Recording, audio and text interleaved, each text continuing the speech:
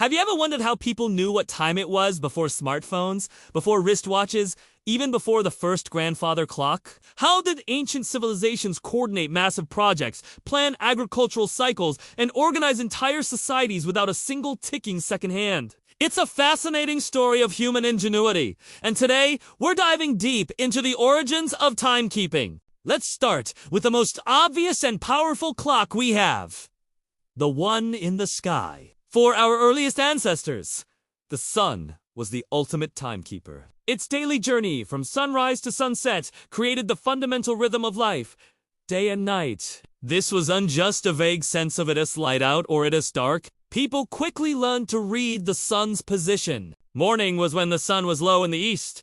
Noon was when it was highest in the sky. And evening was when it dipped low in the west. But how do you make this more precise? You use shadows. This is where the first real timekeeping devices come in: sundials. The earliest known examples come from ancient Egypt and Babylonia. Around 1500 BC, the concept is simple but brilliant. A vertical stick or pillar, called a gnomon, is placed on a flat surface marked with lines. As the sun moves across the sky, the shadow cast by the gnomon moves across the markings, indicating the time of day. It was like a clock face drawn on the ground, with the sun's shadow as the hand. Imagine Egyptian architects using a giant obelisk, a massive stone pillar, not just as a monument, but as a public clock. Its shadow sweeping across the plaza, telling everyone when it was time for work, prayer, or rest. It was a simple, yet incredibly effective way to divide the day into manageable chunks. Of course, sundials had a major flaw. They don't work at night, and they're not much use on a cloudy day. So, ancient cultures needed another way to measure time when the sun wasn't available. Enter the water clock, or klepsydra, which literally means water thief in Greek. This was a true game changer. One of the simplest forms was a container with a small hole at the bottom. You'd fill it with water, and as the water steadily dripped out, you could measure the passage of time by looking at the water level against markings on the inside of the pot. It was like a reverse hourglass. The Greeks and Romans took this concept and refined it into incredibly complex mechanisms. Some water clocks had floating figures that would rise with the water level to point at the hour. Others had intricate systems of gears and pulleys that would trigger bells to chime or puppets to move at specific intervals. These weren't just timekeepers. They were masterpieces of ancient engineering, the most accurate timekeeping devices in the world for over 1,000 years. They were used in law courts to time speeches so you could unfilibuster forever, and by astronomers to track the stars at night. Speaking of the night, the moon and stars were humanity's other great celestial clock. The phases of the moon, from new moon to full moon and back again,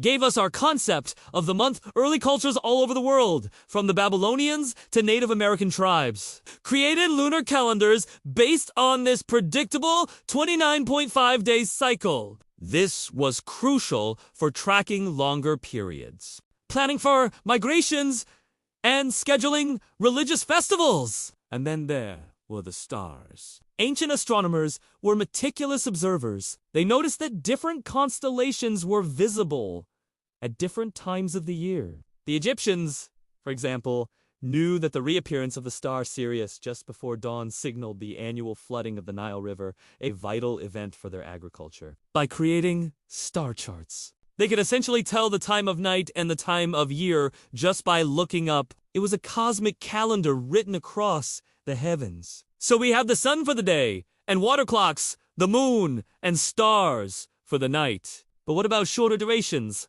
A bit like a modern stopwatch. For that, ancient people got creative. Think of the hourglass, where sand flows from one bulb to another. While we often associate them with the Middle Ages, simpler versions existed much earlier. They were perfect for timing, sermons, cooking, or even shifts for guards on watch. Another clever method was the candle clock. A candle would be marked with evenly spaced lines. As the candle burned down, each line it passed would represent a set amount of time. Some even had small nails stuck into the wax at each mark, so when the wax melted, the nail would drop onto a metal plate below, making a clink to mark the hour. But time wasn't just about hours and minutes. The grandest clock of all was the cycle of the seasons. Ancient civilizations built incredible structures that acted as massive calendars, aligning perfectly with celestial events. The most famous is Stonehenge in England.